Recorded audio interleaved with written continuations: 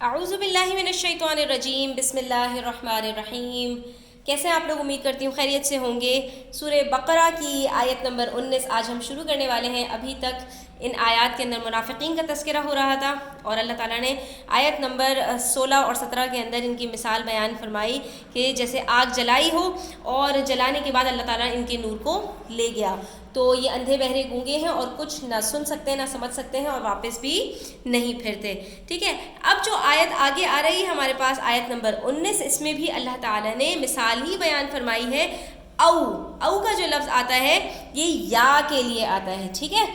اور جس کو انگلش میں ہم کہتے ہیں،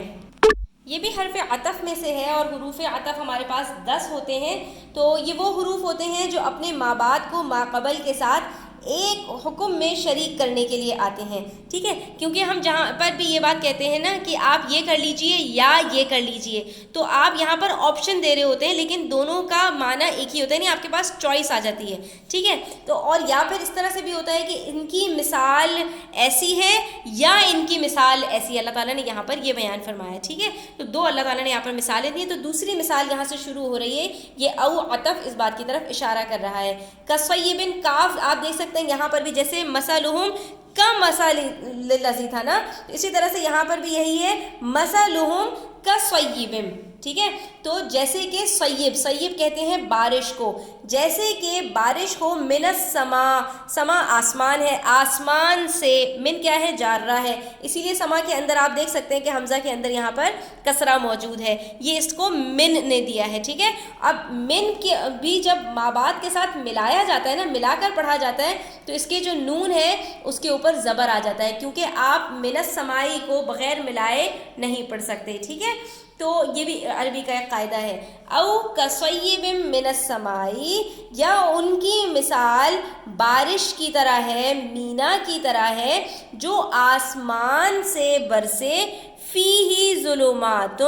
جس میں، فیہ کیا ہے؟ فیہ آتا ہے ظرفیت کے لیے، میں کا جس کا ترجمہ ہوتا ہے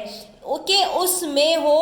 ظلمات، اندھیرے، ظلمات میں نے آپ کو بتایا تھا نا، ظلمتن کی جمع ہے اندھیرے ہوں، ورعد، اور رعد کہتے ہیں گرج کو، لائٹننگ کو، جو بجلی گرجتی ہے نا اس کو کہتے ہیں، ٹھیک ہے،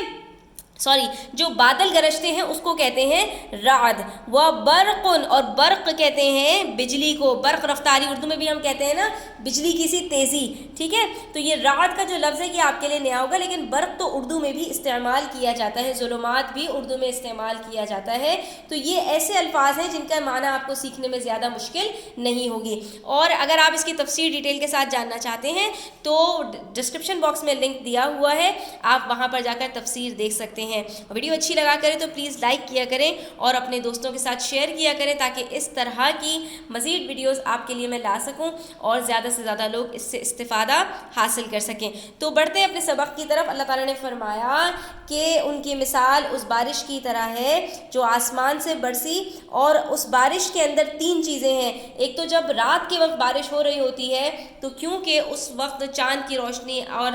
ستارے یہ سب کیا ہوتے ہیں، بالکل ایسا لگتا ہے کیونکہ بادل نے سب کو گھیر لیا ہوتا ہے تو ساری روشنیاں جیسے ختم ہو جاتی ہیں۔ تو ایسی کالی رات میں بارش ہو رہی ہو کہ جب اندھیرے بھی ہوں، اس میں گرج بھی ہو اور اس میں بجلی بھی ہو، تھوڑی دیر کے لیے تصور کیجئے کہ وہ کیسا وقت ہوتا ہے، ٹھیک ہے۔ تو ایک انسان کے اوپر خوف طاری ہو جاتا ہے۔ یجعلون اصابعہم، یجعلون فعل آ گیا، ٹھیک ہے، کہ بارش برس رہی ہے اور اس میں انہوں نے کیا کی، یجعلون، جعل یجعلو کہتے ہیں، بہت سارے معنی میں آتا ہے کسی چیز کو کسی چیز کے اوپر رکھ دینا، ٹھیک ہے۔ تو انہوں نے رکھ دیا، ان منافقین نے رکھ دیا، اصابع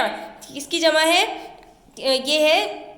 اصبع، ٹھیک ہے، انگلیوں کو کہا جاتا ہے۔ تو انہوں نے اصابعہم، یہ مضاف مضاف الیہ ہے، ہم ضمیر جا رہی ہے منافقین کی طرف، کہ منافقین نے اپنی انگلیوں کو، یہ اصابع مفعول بن رہا ہے اس فعل کا، اسی لیے آپ دیکھ سکتے ہیں مفعول کے اندر بھی جو آخری حرف ہوتا ہے اس کے اوپر فتحہ ہوتا ہے، تو یہاں پر جو اصابع ہے یہ اصابعن سے اصابع مفعول ہونے کی وجہ سے ہے، ٹھیک ہے۔ اصابعہم، اپنی انگلیوں کو رکھ دیا، فی آذانہم، اذن کی جمع آذان ہوتی ہے، کان کانوں کو کہتے ہیں، اپنے کانوں میں، فی کی وجہ سے آذان کے نون کے نیچے زیر آ رہی ہے، ٹھیک ہے، فی جار رہا ہے، انہوں نے اپنی انگلیوں کو اپنے کانوں پر رکھ دیا، اپنے کانوں پر، یعنی اس آواز سے، اس کے خوف سے انہوں نے اپنے بے دھیانی کے اندر اپنے انگلیوں کو اپنے کانوں میں ٹھوس دیا تاکہ ان کو اس کی آواز نہ ہو، من الصواعق،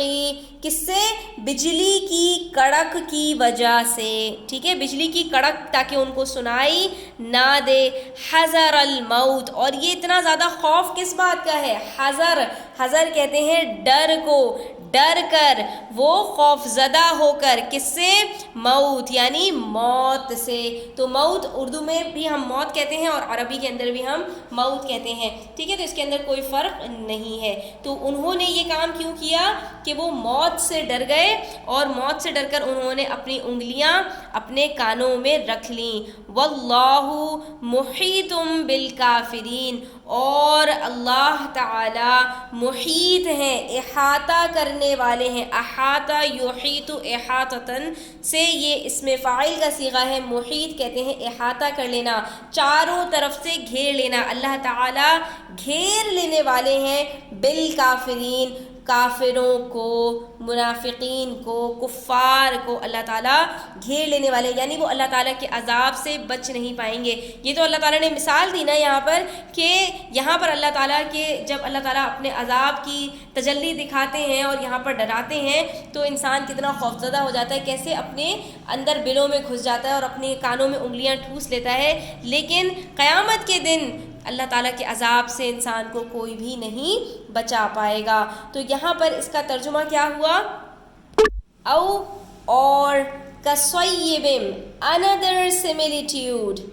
is that من السماء، ٹھیک ہے، is that of a rain laden، صیب کس کو کہتے ہیں؟ rain laden، یعنی بارش سے بھرا ہوا جو بادل ہے، ٹھیک ہے، اس کی مثال ہے من السماء، from the sky، ٹھیک ہے، فیہ in it ظلمات are zones of darkness، ظلمات کا مطلب اس کے اندر اندھیرے ہیں، zones of darkness، وَرَعْدٌ and thunder، بادلوں کے گرج کی آواز ہے، وَبَرْقٌ اور بجلیاں بھی ہیں، and lightning، ٹھیک ہے، يَجْعَلُونَ، ٹھیک ہے، they press أَصَابِعَهُمْ their fingers، یا they put their fingers فی آذانہم in their ears من الصواعق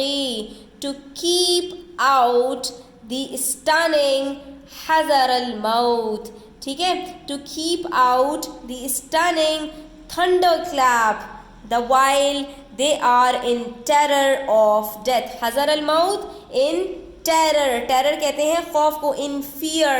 of death، موت کس کو کہتے ہیں؟ ڈیتھ کو، واللہ but اللہ، محیط is ever round بالکافرین the rejecters of faith، ٹھیک ہے، the infidels، جو کافر ہیں اللہ تعالیٰ ان کا احاطہ کرنے والے ہیں۔